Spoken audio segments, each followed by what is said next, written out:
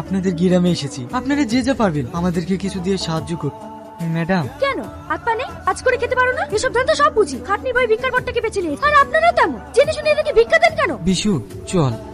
আর তুমি এটা ভুল ভাবছো, ও এটা নিজের জন্য করছে না। ওর সাথে যে বাচ্চাটাকে দেখছো, ওর বাবা ভীষণ অসুস্থ, অপারেশন করতে অনেক টাকা লাগবে, তাই ওরা এভাবে নাচ গান করে কিছু টাকা তুলছে যাতে ওর বাবার অপারেশনটা করাতে পারে। তাছাড়া ছেলেটা খুবই ভালো, সবসময় অন্যের বিপদে আপদে ঝাঁপিয়ে পড়ে। আমি না জেনে অনেক বড় ভুল করে ফেললাম, ওকে আমার এইভাবে বলাটা উচিত হয়নি। হ্যাঁ ম্যাডাম, এর জন্যই বলে কারো সম্বন্ধে কোনো কিছু না জেনে কোনো মন্তব্য করতে নেই। এই যুগে অনেক বড় লোক আছে, কিন্তু তাদের সবকিছু থেকেও তারা কোনো অসহায় মানুষকে সাহায্য করেন। আর এই ছেলেটিকে দেখুন, গরিব হতে পারে কিন্তু তার মনটা অনেক বড়। চলুন ম্যাডাম, আমাদের আবার দেরি হয়ে যাচ্ছে। কি ব্যাপার আপনি? হ্যাঁ, কালকে আমি না জেনে আমাদের সঙ্গে অনেক খারাপ ব্যবহার করেছি, তার জন্য সরি। না না, আপনার কথায় আমরা কিছু মনে করিনি। একটু কথা কি জানেন ম্যাডাম, যাদের কপাল খারাপ তাদের এইরকম কথা প্রত্যেকদিনই শুনতে হয়। গরিবদের দুঃখ কষ্ট বোঝার মতো ক্ষমতা খুব কম মানুষেরই আছে, কারণ গরিবরা তো এই পৃথিবীতে শুধুমাত্র কষ্ট পাওয়ার জন্যই আসে। আমি বুঝতে পেরেছি তুমি আমার কথাতে অনেক কষ্ট পেয়েছো। একজন মানুষের কোনো কিছু না থেকে যে আরেকটা মানুষের পাশে দাঁড়াতে পারে, সেটা তোমাকে দেখে শিক্ষা নেওয়া উচিত। দুদিনের পৃথিবী, আমরা এখানে মাত্র কিছুদিনের জন্য এসেছি। এই একজন মানুষ হয়ে যদি আর একজন বিপদে পাশে না দাঁড়াতে পারি, তাহলে আমরা মানুষ কিসের? এই পৃথিবীর ধন সম্পদ টাকা পয়সা কোনো কিছুই সঙ্গে করে নিয়ে যেতে পারবেন না। আমার একটু সাহায্যের কারণে যদি কোনো মানুষের মুখে হাসি ফোটাতে পারি, এতেই আমি অনেক খুশি। সত্যি আপনার তুলনা নেই। চল বিশু। পল্লবী, একজন মেয়ের জীবনে কি প্রয়োজন বলো তো? কি ম্যাডাম? একজন সত্যিকারের মনের মানুষ। টাকা পয়সা না থাকলেও চলবে, শুধুমাত্র তার মনটা বড় হওয়া চাই। আপনি ঠিক বলেছেন। যদি এই ছেলেটাকে আমি বিয়ে করি কেমন হবে? কি বলছেন ম্যাডাম? হ্যাঁ ঠিকই বলছি, ছেলেটাকে আমার ভীষণ পছন্দ হয়েছে, ওর কথাতেই আমি ইমপ্রেস হয়ে গেছি। চলো ড্যাডি, আমি বিয়ে করতে চাই। তো খুশির খবর। আমি একটা ছেলেকে পছন্দ করেছি, সে কিন্তু গরিব, কিন্তু তার মনটা ভালো। কিন্তু আমাদের স্ট্যাটাসের সঙ্গে মিলবে কি করে? ড্যাডি, ও কিছু নেই তো কি হয়েছে? আমাদের তো সবকিছু আছে। দেখ, মা মারা যাবার পর থেকে তোর কোনো কিছুতেই অমাত করিনি। তুই যেটা ভালো বুঝিস তাই কর, তোর খুশিতেই আমি খুশি। রিয়াজ, ম্যাডাম আপনি? বিশু। হ্যাঁ ম্যাডাম, বিশুর আব্বা কালকে মারা গিয়েছে। তোমাকে একটা কথা বলার জন্য এসেছিলাম, কিন্তু এই মুহূর্তে তোমাকে যে কিভাবে বলি সেটাই ভেবে পাচ্ছি না। কি কথা? তোমাকে আমি বিয়ে করতে চাই, তুমি আমায় বিয়ে করবে? আর কি মারছেন ম্যাডাম? না না ম্যাডাম, সত্যি বলছে। তোমাকে আমার ভীষণ পছন্দ। ম্যাডাম, না আমরা দুমুঠো ঠিক মতো খেতে পাই, না আছে মাথার উপরে ছাদ। আর আপনি? আমার নেই তো কি হয়েছে, আমার তো আছে। না ম্যাডাম, মুহূর্তে বিশুকে রেখে আমি। বিশুও থাকবে, ও তোমার ছোট ভাইয়ের মতো। গরু পাশে পাশে দাঁড়াও।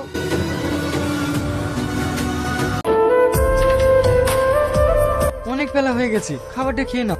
এই ইডিয়েট, এটা কি করছো? এসব চাকর বাকর কোথা থেকে আসলো? সরি স্যার, ইনি ম্যাডামের হাজবেন্ড। কি এটা তোমার হাজবেন্ড? কেন আমাকে দেখে আপনাদের মানুষ মনে হচ্ছে না? এটাই আপনাদের বড় লোকদের সমস্যা, সবসময় মানুষের ড্রেস দেখে বিচার করেন। তবে ড্রেস দেখে নয়, মানুষের মন দেখে বিচার করতে শিখুন। কি যত বড় মুখ নেই তত বড় কথা। নিশ্চয়ই না, আপনি জেনে শুনে আপনি আমাকে ডেকে এসে অপমান করছেন। আপনার সঙ্গে আমি কোনো ডিল করবো না, ডিল আমি ক্যান্সেল করলাম। মিস্টার বোস, আপনি একটু শান্ত হন। আমি দেখছি, তোমাকে আমি কতবার বলেছি তুমি আমার অফিসে আসবে না। তোমার লজ্জা কিনা বলতে কিছু নেই। একটা কথা কান খুলে শুনে রেখো, এই ডিলটা তোমার থেকে আমার বেশি জরুরি। যাও এখান থেকে।